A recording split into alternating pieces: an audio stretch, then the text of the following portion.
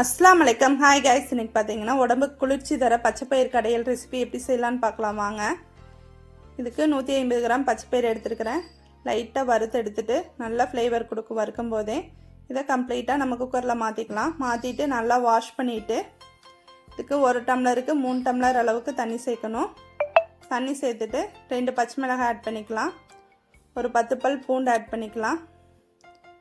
ஒரு 6-7 சின்ன வெங்காயம் ஆட் பண்ணிக்கலாம்.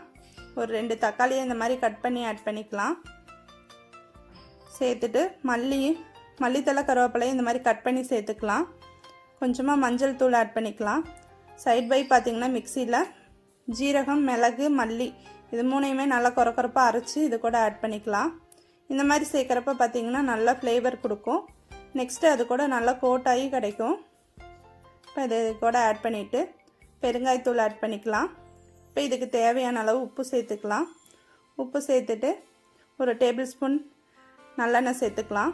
நல்லெண்ணெய் சேர்த்துட்டு ஒரு கம்ப்ளீட்டாக மூடி 4 விசில் விட்டு எடுத்துக்கலாம் குக்கரை. இப்போ 4 விசில் வந்ததுக்கப்புறம் ஓப்பன் பண்ணி பார்த்திங்கன்னா நல்லா பஞ்சு மாதிரி வெந்து கிடச்சிருக்கும்.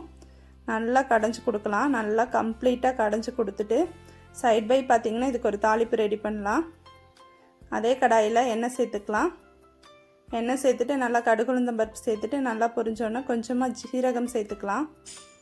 ஜீரகம் சேர்த்துட்டு வெங்காயம், வரமிளகாய், கருவேப்பிலை இது மூணுமே இது கூட ஆட் பண்ணிக்கலாம். சேர்த்துட்டு ஒரு பிஞ்சளவுக்கு உப்பு சேர்த்துட்டு நல்லா வதக்கி கொடுத்துக்கலாம். நல்லா வதங்கி கிடச்சோன்னா இது கூட ஆட் பண்ணிவிட்டு நல்லா கலந்து கொடுத்துடலாம். சூப்பரான பச்சைப்பயிர் கடையல் ரெடி. இன்றைக்கி மதியம் லஞ்ச் எங்கள் வீட்டில் சுட சுட சாப்பாடு, பச்சைப்பயிர் கடையல், உருளைக்கிழங்கு வறுவல், தயிர்